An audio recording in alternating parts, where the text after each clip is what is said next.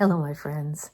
Welcome to Lindy's Magpie Reads. So, this is a place where I talk about books. And if you're new here, you might not know that I am in a new location. I'm at a bed and breakfast in the town of Stratford, Ontario.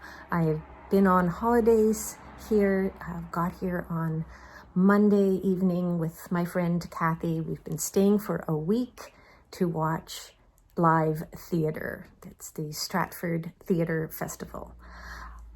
Lots of great plays. We've got 2 more ahead of us today before we head home tomorrow. But I'm not going to talk about the plays. I will do that in another video. I just wanted to talk about the 5 graphic novels that I have read since I've arrived here. I've done a lot of reading. It's been a great holiday, both for that live theater and for all the time that I've had to read. And yes, all 5 of these books tie in to the booktube event framed in September. So they're all related to art in some way or another.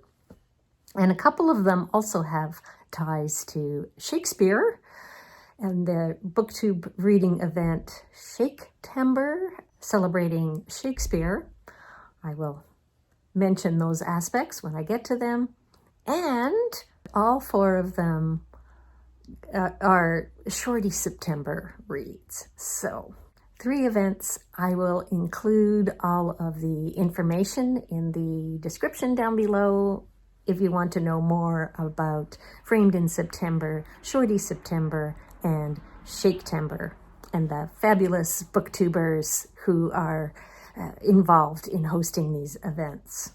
So, starting off with a queer novel, How It All Ends by Emma Hunsinger. She's an American. She is the wife of another cartoonist, Tilly Walden, who did the colors in this book. So the story is about 13-year-old Tara, and she found out at the end of grade 7 that she's been chosen to skip a grade and go right into grade 9, and she spends the summer with so much anxiety, worrying about if she's going to be able to handle grade 9. And I love the way that the colors are done in this book. So most of the time it's in cool aquas. But when her anxieties mount, there's a lot of red. So an example about her worries, her anxieties, include the fear that she's going to get lost in endless hallways. It's a coming-of-age story. It's first love. She falls in love with another girl in her English class. Now, I've got to tell you about the boys in this English class, because the 75% boys in the class, and they are out of control. The teacher, especially initially, is not good at handling them. As you can see in this panel, your white-hot love of literature is too hot. It's making me sweat. Is it okay if I take my shirt off? Me too, Mr. Timms. Mr. Timms, your white-hot love of literature is reaching us back here. How could we possibly endure it with our clothes on? Your love of literature is as hot as the sun. Oh, the heat. Spare us, Mr. Timms. Boys, please keep your shirt on. Poor Tara. Here's another example of things getting wild in English class. On Tuesday, they shouted salami every time Mr. Timms started to speak. On Wednesday, one boy climbed into another's shirt and they staged a birth. On Thursday, an aide was in the class, but that still didn't help. Love that lanyard. Is it Gucci? You should wear that lanyard to the club. Ladies love lanyards. That's enough, boys. Today, though, the boys don't get a chance to do anything before Mr. Timms announces, we're going to do a group project. You can see the red coming into the artwork there. Uh-oh, anxieties. And it's Romeo and Juliet. There's the reactions. No, old. It's gonna be so boring. And Mr. Tim's response, boring? This story is not boring. It has partying, fighting, elaborate insults, disobeying parents, and strategic comas. Yeah. Things are looking up, especially with Tara pairing up with another girl in the class. This graphic novel is suitable for ages 9 and up. It's really well done. Next up is another graphic novel suited for young people, even younger, probably age 8 and up. It's called Art Club, and it's by Rashad Doucet. Doucet is from New Orleans, and he explains that this story is largely autobiographical. It's about an African-American kid named Dale who is on a mission to prove that the arts are worth fighting for. The art uses bright colors, and there are panels that have the little dots that are an homage to the screens that used to be used in classic comics to incorporate shading. There's also, I think, an homage to classic manga with the hairstyles. So what sets the ball rolling is that Dale's teacher tells the class that they're going to have a major project, which is a report answering one of the biggest and most important questions of your life. What are you going to be when you grow up? Specifically, what financially stable job that provides for you and your family are you going to choose? That is a lot of pressure on kids. And what Dale loves is art. So that's what he's fighting for. They don't even have an art class. That starts Dale on the path of researching art-related careers, because that's the thing that he loves. The story is vibrant, it's heartwarming, and empowering. Next up is another middle grade graphic novel. It's called Primer. It's got 3 creators, Jennifer Muro and Thomas Krajewski, who are both American, and Gretel Lusky, who is Argentinian. It's a superhero story. Ashley is 12. Her father is a criminal in prison, and so she's been in a lot of foster homes, and there's a top secret science experiment about body paint that gives you superpowers, and hence action ensues. These are the opening pages. Look, up in the sky. It's a bird. It's a plane. It's a falling plane. You can do this, Ashley. And out come the paints. I got this. Next up is a biography in graphic novel format, Degas and Cassatt, A Solitary Dance. And it's by Salva Rubio, who did the text, and Efa, who did the illustrations. It was translated from Spanish by Edward Gauvin. And this one has a homage to the art of Degas by, looking like it's all done in soft pastels. I noticed that the book opens with an epigraph from Twelfth Night, so I'm going to read that. I'm going to see Twelfth Night tonight. That's the final play that I'm going to be seeing here at Stratford. We men may say more, swear more, but indeed our shows are more than will, for still we prove much in our vows, but little in our love. And the story is told from the viewpoint of Mary Cassatt, who had a long-time friendship with Edgar Degas, although it seems that they never had any kind of relationship closer than that. And both of them were unmarried through their entire lives. Now, it starts after Degas' death, and Cassatt is looking back on his life and filling us in. And Degas was a very strange man, kind of prickly, greatly prickly, not just kind of, someone who was hard to get along with.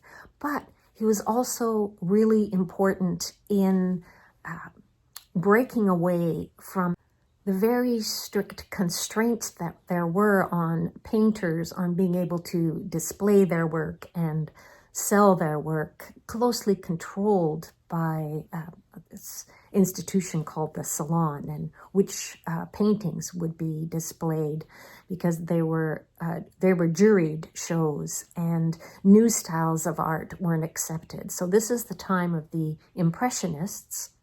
So Degas is helping to organize a alternative salon, a salon des refusés, so painters who were refused by the official salon. And he invites Cassatt, as another painter, to come along with him. She's the only woman in the group. She says, "Monsieur Degas, a cafe is not an appropriate place for a lady." And so this is in 1873. Degas says, "Allow me to explain who will be the Bohemian painters. That one's Monet. Whenever I walk by one of his paintings, I turn my collar up for fear of a draft." Monet says, "We must rent a venue for our show and sell as many paintings as we wish, not just 2 as per the salon rules." Renoir, a cat who loves toying with multicolored balls of yarn. Cézanne, whose fits of wrath can be fearsome. Cassatt does agree to be part of this exhibition, even though the official salon has accepted her paintings. She says, "Still, an artist always seeks to be judged by her public and not by a jury. For a woman, an offer like that was a mark of trust and respect, and saying yes opened up new horizons." I liked this full-page depiction of Degas, the little dancer statue. And there were many quotes from critics about it. I'll read some of these to you. "All the Parisian art world applauds. His nihilistic followers gazed upon it ecstatically. The lewd visage of that barely pubescent little girl is unforgettable. One of the most violent artistic impressions of my life. Sophisticated yet barbaric, that little dancer is the only attempt to do something truly modern in sculptures that I've seen. Who talks about Rodin? The foremost sculptor is Degas. All our ideas about sculpture, about those cold, inanimate white expanses, those memorable cliches copied for centuries, are turned upside down. The fact is that with his first attempt, Degas has torn down every tradition of sculpture." Yes, so interesting. And I like the way that Cassatt also talks about how her friendship with Degas broke off. And she said, "I burned his letters and everything that reminded me of him." She talked about her first solo show. You can recognize her artwork here. The kind of paintings of women and children that were her subject matter. In her later years, she said, "I was no longer the ambitious young woman who'd landed in Paris years before. I'd found my place in a world of men and made my voice as a woman heard, and that was good." There are some wordless scenes towards the end that I found particularly beautiful. And this is in the end notes. One of the founders of the Impressionist movement, while also one of its most ruthless critics, too bohemian for the bourgeois and too bourgeois for the artists, Edgar Degas was a man of paradoxes. A loner, he only loved one woman without ever courting her, the American painter, Mary Cassatt.